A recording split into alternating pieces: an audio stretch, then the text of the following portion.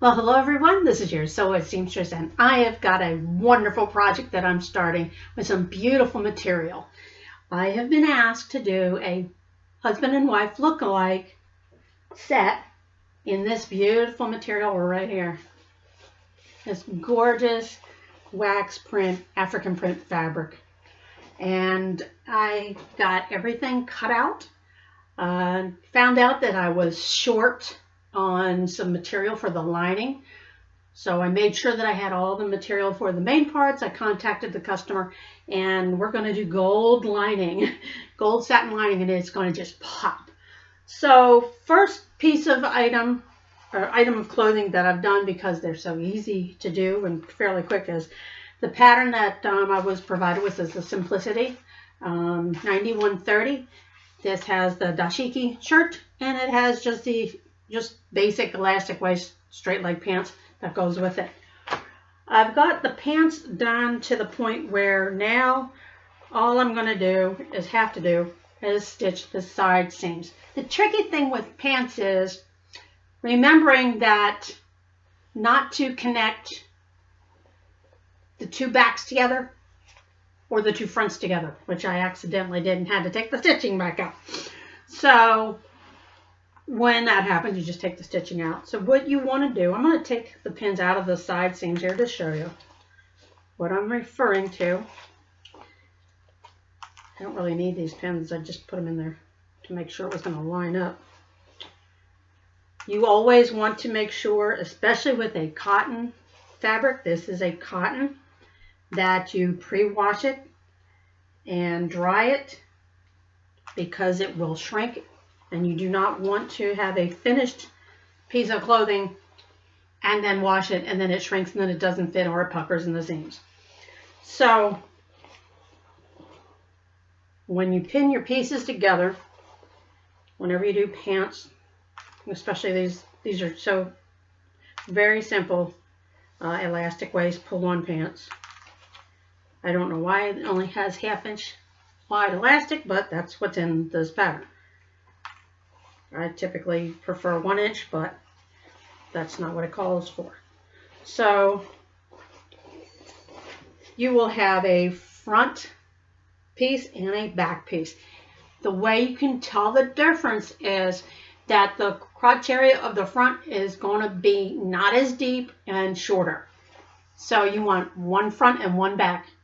And then you sew you don't sew this is the part between the legs. You don't want to sew that first. What you're sewing first is the inner leg seam. Let me make sure I find it here. There we go. Inseam, the inseam, the inseam of the legs. So to kind of give you a better visual, I'm going to put these like together so you can see what I'm talking about.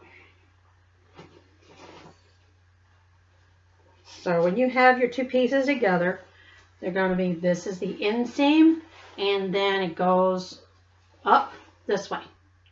So you see you have the curve, that's the crotch area. And it comes down, and this part here below that crotch area, that's the first thing you stitch, is your inseam. After your inseam, for the front and backs, then you put them together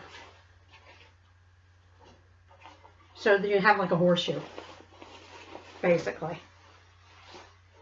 And this is the horseshoe part is here. Actually, it's not that one, it's this one. Excuse me. So then you put them together, match up your notches, and then you do this portion. This is, I call that the horseshoe. That's the whole crotch area. The deeper side, that's your back. The more not as deep side, that's the front. This allows for your derriere to fit there.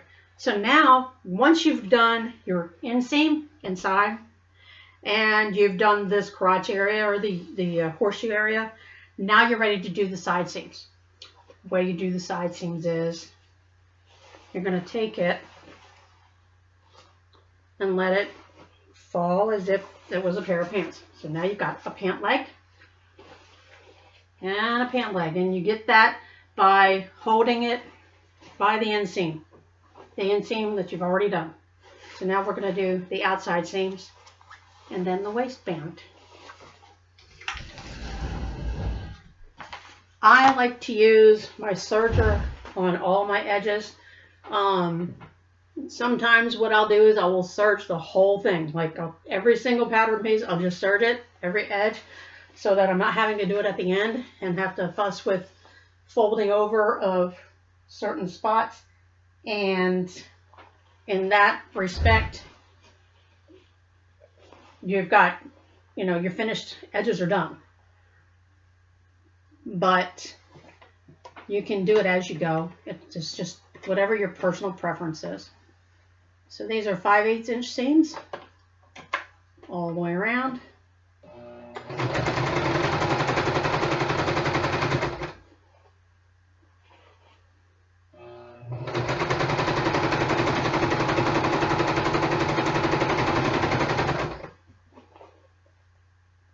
I did use pinking shears on these.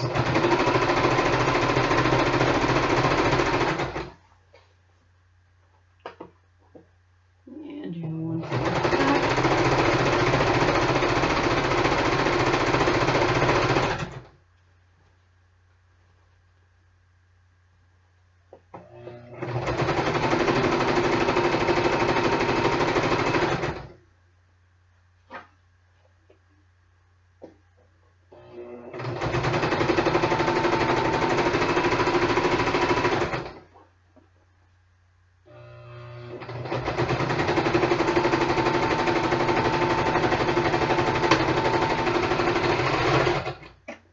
one pant leg.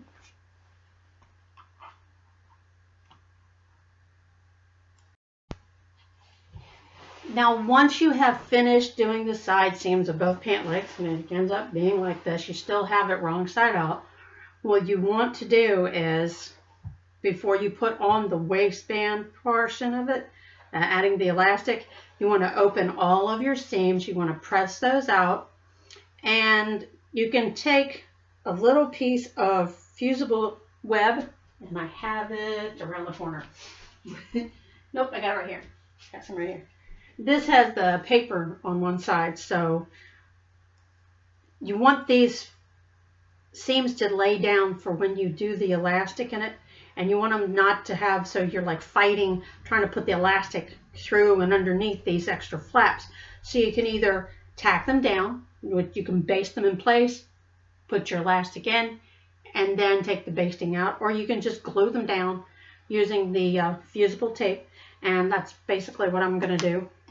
I'm just going to take a piece about 1 inch big, because I'm going to fold down 1 inch on here. So I want that to stay down 1 inch. So I'm going to stick it right under there.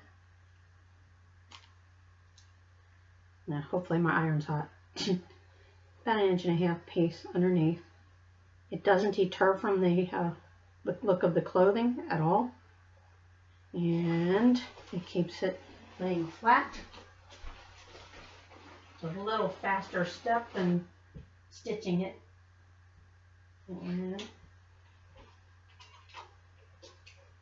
now this fusible tape has paper on one side, so you don't have to worry about messing up your iron with it sticking to the iron. And you heat it up, and then you peel the paper back, and then it will glue the 2 layers of fabric together.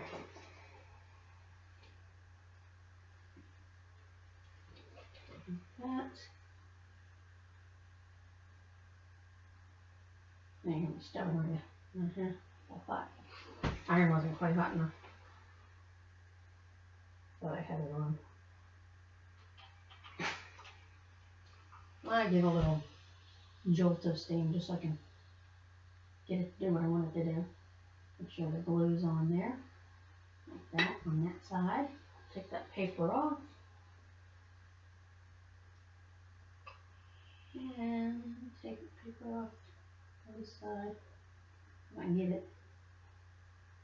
I can get it up there. There it goes. And one more little puff of steam to glue that down.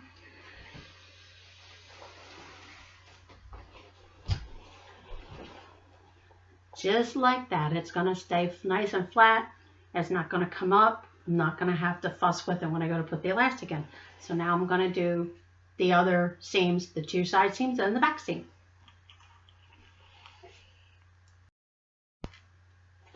Okay, now that I've anchored down all of the seams, flaps, so that when I go to put the elastic in, it won't get tangled up under there and I won't have any issues with it. There's a really cool tool. It's actually an elastic puller, or it's basically used for doing its straps. When you have those little thin spaghetti straps. So what I did was I cut my elastic, the waist measurement plus 1 inch, because you need the 1 inch to overlap it to stitch it off. And I poked a hole in one end of it because this elastic's not going to rip it through. And that's to pull it through, and this little rounded edge to pull the elastic through it. But first I need to make the casing for the elastic. So I've gone ahead and I've pressed down 1 1/4 inch for the waist, because that's what the instructions say to do. And then I'm going to take that 1/4 inch, turn it under, stitch all the way around, leave an opening about 2 inches for putting the elastic in, and then we will be able to go to the legs, the hems of the legs.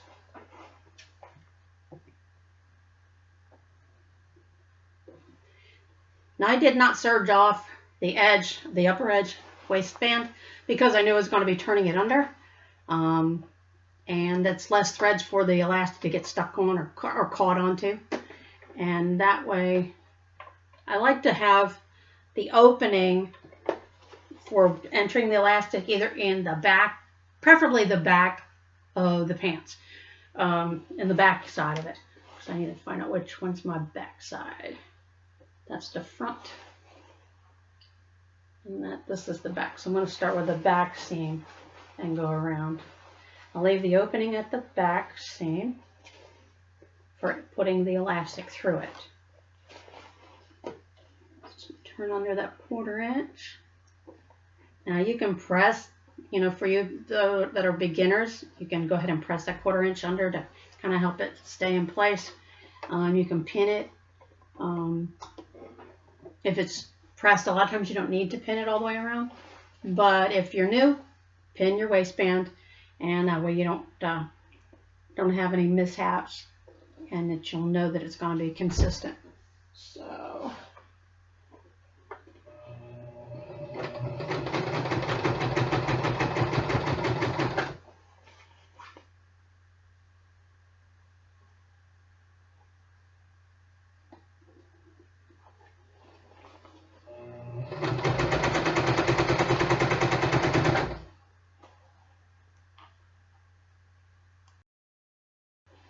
now, once the waistband seam has been sewn all the way around, except for about 2 inches opening back here, you're going to take your trusty little, you can use a safety pin, that's what we used to do in the old days, and put a safety pin at the end of it and fish it through. This goes a lot faster because it's a nice long, stiff piece of metal to pull it through.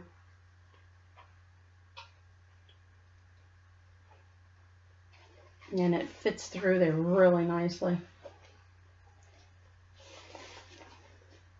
Now the one thing you don't want to do is pull it all the way through, and then you have to figure out how to get a hold of the tail end. So I'm keeping an eye on the end of it there, because you need to have that 1 inch overlap to be able to stitch the elastic together.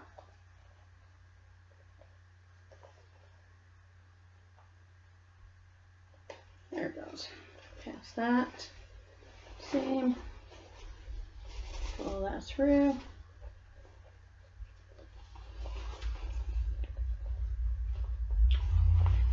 And now when you overlap the elastic, when you come out the other side, you want to zigzag stitch the two ends together. You don't want to do a straight stitch. You want to use a zigzag because it's a stretch stitch, and you're using elastic, so it's stretchy. You want to use a stitch for stretchy things. And like this.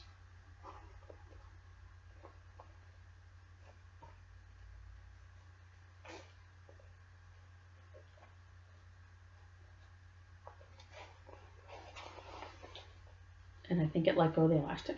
I think it did, because all of a sudden it's not moving through there, and that's the kind of thing that happens sometimes. So I may resort to the excuse me. It came out. I did not have it secured in there very well. We'll get it through there. Get it to attach and clamp shut. That was the problem. It did not shut.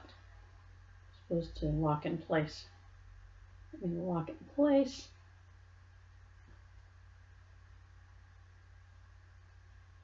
And then we'll pull it through.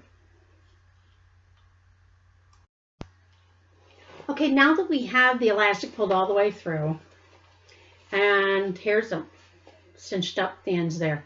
I've overlapped it 1 inch, and then what I'm going to do is a zigzag stitch in a box shape so that that will allow it to still stretch, but it won't come undone. Set it to a zigzag.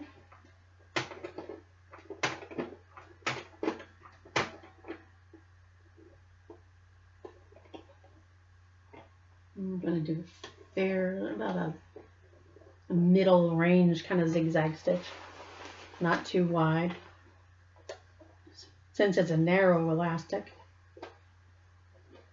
And just like this,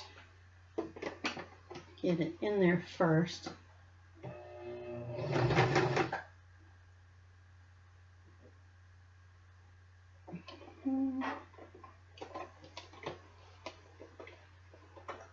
Turn it around.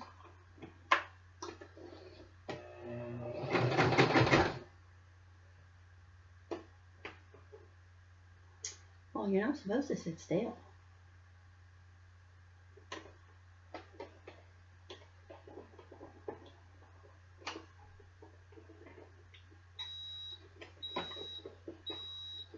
Let's do this there. There we go. That should make it do its thing. Had it set on a satin stitch, and that's not what I want.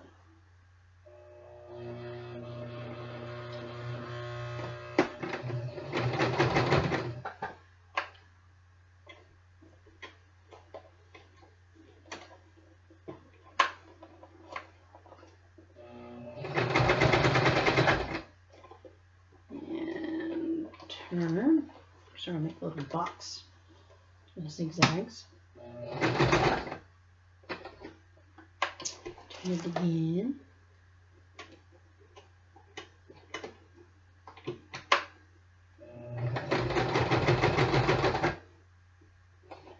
And back over the last stitches to kind of lock it in place.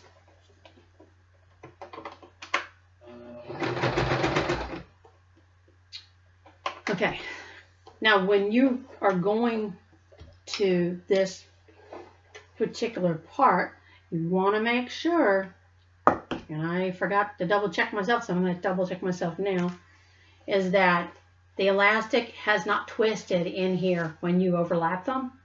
You want to make sure that they are still laying flat. So I'm going to do that little number right like that. And I got no twisties in there. And I've got the elastic in there. There's not very much elasticity. It's more almost like the pull on. So I'm leaving the opening open for a reason in the waistband, because when you're making clothes for someone else and you want to make sure that you have them fitted properly, I leave the waistband open. I invite the customer back to have the fitting done, and then if we have to make any adjustments, we can make them, and that way they'll be right when they take them home the next time. So this is all finished except for the hem of the pant legs. Those are just your basic. I'm going to turn this, actually I'm not going to turn it right side out. The same trick on the waistband you can do for the hem at the bottom, because you always want your seams to be pressed open. And so you press this open really nice. You turn up your hem, which I'm not going to do the hems. I'm going to wait until my customer comes to have her fitting. and that way I'll make sure the length is correct. So if these were completed, if I had done the hem, I'll show you what they're tentatively going to look like. I'm going to press all the seams out. I've got 3 more pieces of, or articles of clothing for this special wedding look, for a ethnic wedding look. And this, basically these pants are done, except for the hem. So here's the pants. The legs are kind of full. Now, if she doesn't like these legs this full, then all I need to do is from the hip on the outside, I will just taper it in to the width that she likes. I hope you've liked this video. There's 4 more pieces, or actually, 3 more pieces yet to do. And I'll show you all the vest. The husband's having a vest and what's called a scarf. It's kind of like a fancy, kind of wide tie. And then we have, of course, the dashiki shirt to go with these to match. And the shirt, the vest, and the tie. And those will be the other 3 items that we're going to make for this beautiful ethnic wedding outfit. Please subscribe and give me a thumbs up. Let me know what you think. And if you have any questions, put those in the comments too. God bless.